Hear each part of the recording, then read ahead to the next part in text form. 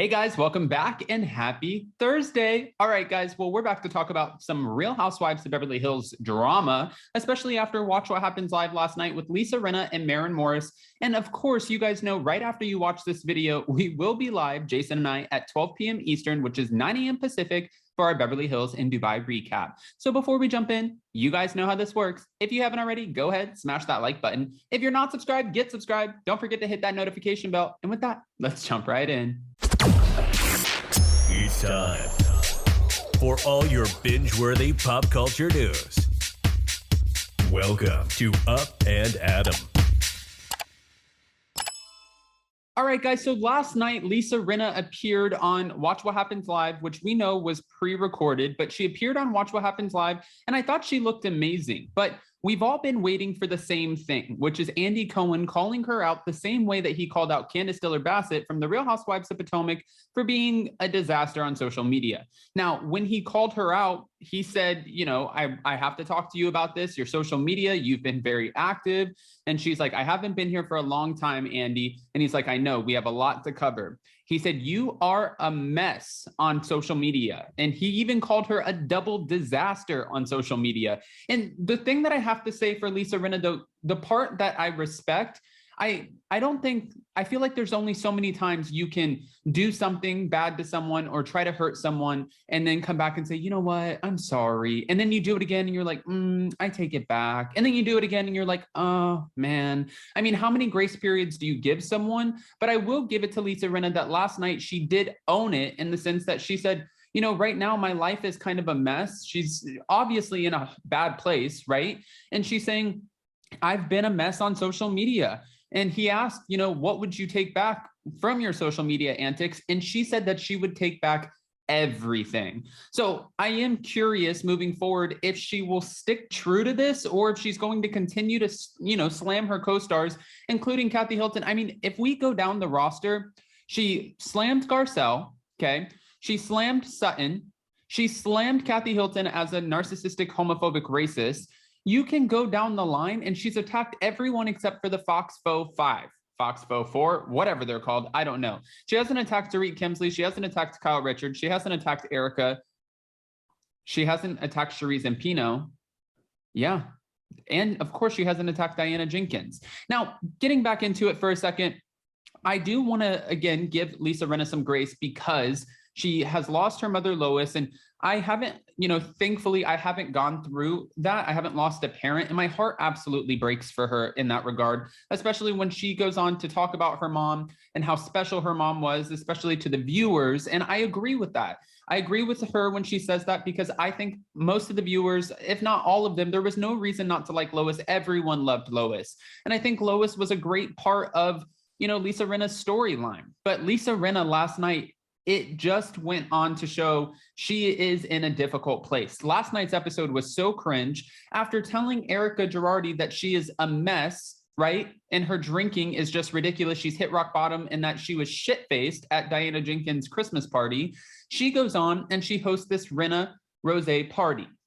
Now, don't even get me started on the Rinna Rosé. I don't ever want to chime in and disrespect someone's brand, but I do kind of find it ironic that she did a rosé after, you know, slamming Lisa Vanderpump multiple times, not for her rosé, but over the course of the years. And now look what's happening. It gave me the vibe of Bethany Frankel calling Sonia Morgan to her office and sitting her down and being like, okay, this is Skinny Girl, that's Tipsy Girl. That is what we call a cheater brand. Now, I don't think it's necessarily a cheater brand at all, only because if you think about it, Rinna Rosé, Vanderpump Rosé, anyone can make a rosé.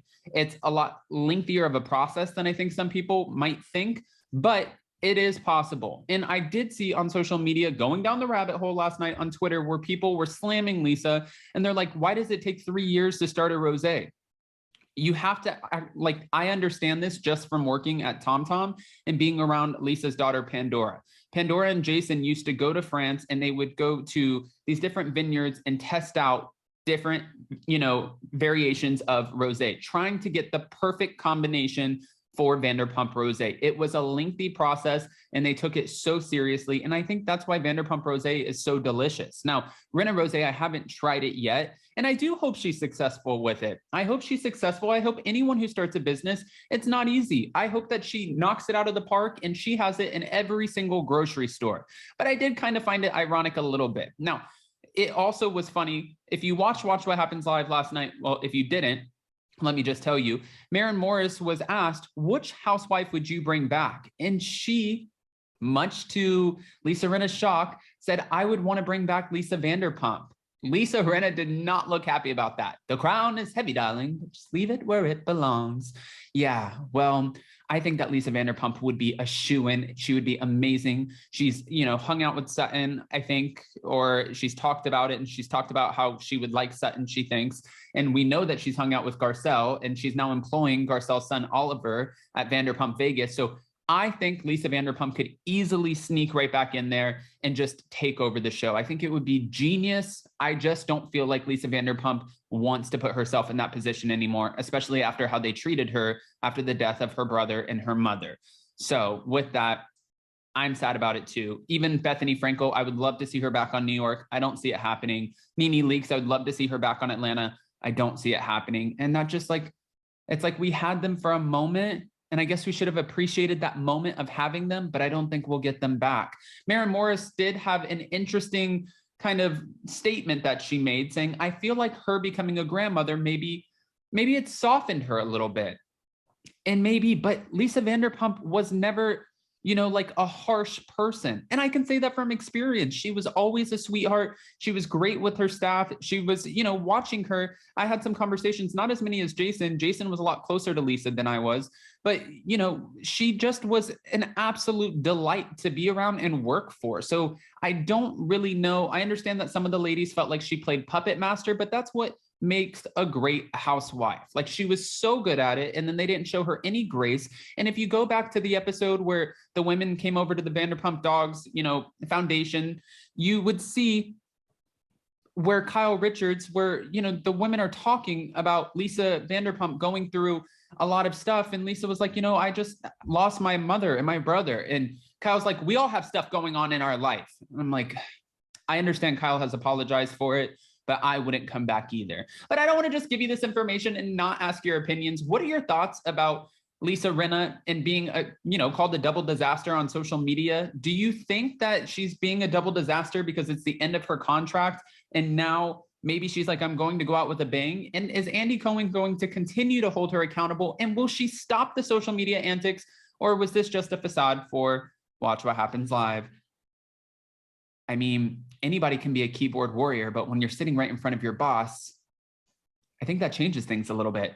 So go ahead, comment below. And before you go, don't forget to smash that like button. If you're not subscribed, get subscribed. Don't forget to hit that notification bell. And we'll see you for our Real Housewives of Beverly Hills and Dubai recap very shortly at 12 p.m. Eastern. I love you guys so much. Happy Thursday, and I'll see you in a minute.